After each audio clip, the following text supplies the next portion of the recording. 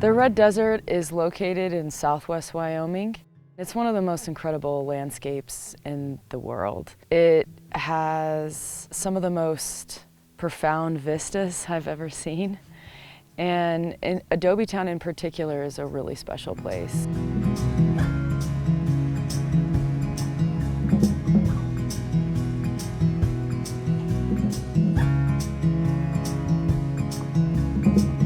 Just beautiful landscapes, and I became aware that you didn't have to go all the way to Jackson Hole or Yellowstone or Devil's Tower in order to be in truly beautiful, spectacular landscapes that were in what I considered to be essentially natural condition.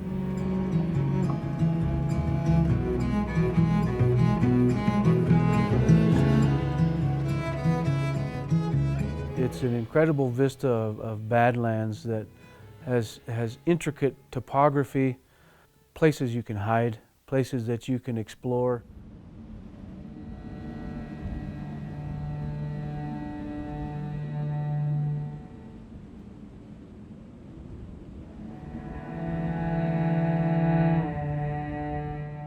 As a Shoshone tribal member, Adobe Town has always been an important place for us as a tribe.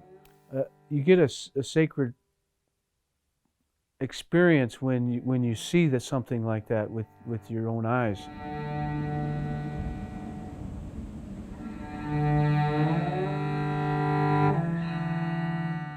You get the real sense of the history, the people that were there for the same reasons, because it's surreal.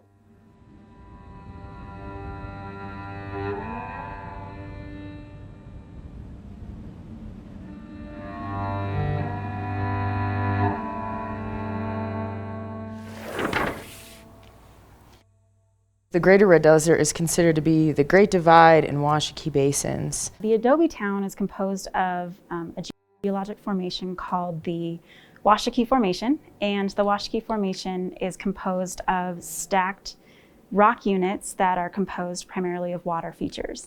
Each of those layers represents a different environment or a different river environment, but usually focused on some type of a water feature. The Adobe Town Wilderness Area is incredibly special because it has these great paleontological resources. What makes it especially important is because the rareness of these fossils. We don't find them most other places. And then on top of that, the unique environment of the Adobe Town area today. There's very few plants, or those that do exist are quite small. And so you can find fossils pretty easily, and they're often exposed. And so it's a great resource for finding these fossils that you would rarely find other places.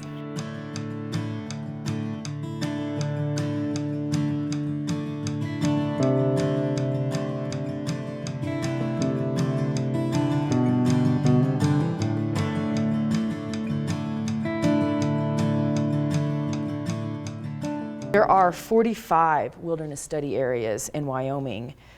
42 of those are in desert landscapes on BLM lands, and they're very fragile landscapes. They are very arid, and they were identified in the 80s based on their unique and primeval character. And when I say primeval, I mean nothing else exists in the West, and that's why they were identified to be protected.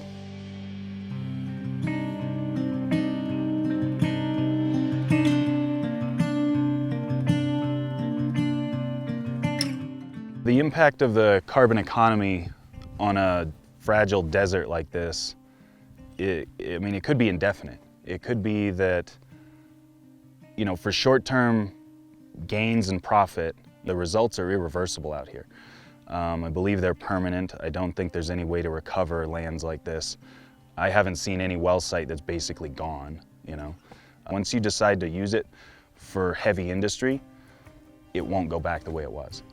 The oil and gas field has several impacts on the paleontological resources of Adobe Town. The development of these well pads is pretty significant because it includes both roads, pads, and drilling.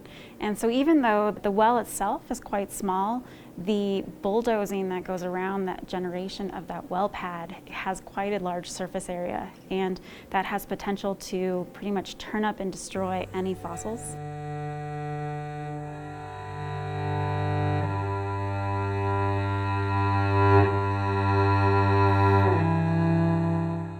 A big part of my job is fighting oil and gas leasing, and what that means is really upholding the BLM to the rules and regulations that are laid out in a management plan. And sometimes the agency follows those really well, and sometimes they don't. Right now, the public land agencies are extremely underfunded, and it's hard for them to keep up with the workload, and different administrations emphasize different priorities. And right now, the emphasis that this current administration is emphasizing is exploitation and development.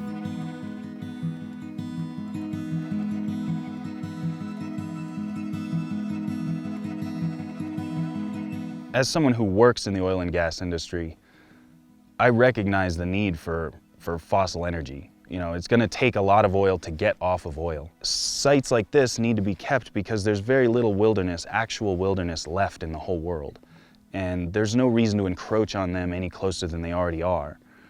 This place is just too important to be developed. And once you put in roads and you put in infrastructure, those things are never remediated. And so this special place is an area that needs to be protected.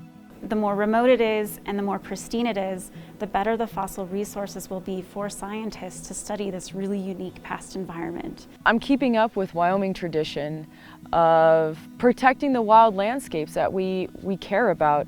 One thing I always hear from no matter who I'm talking to is, we want it kept the way it is. We like it the way it is, Shalise.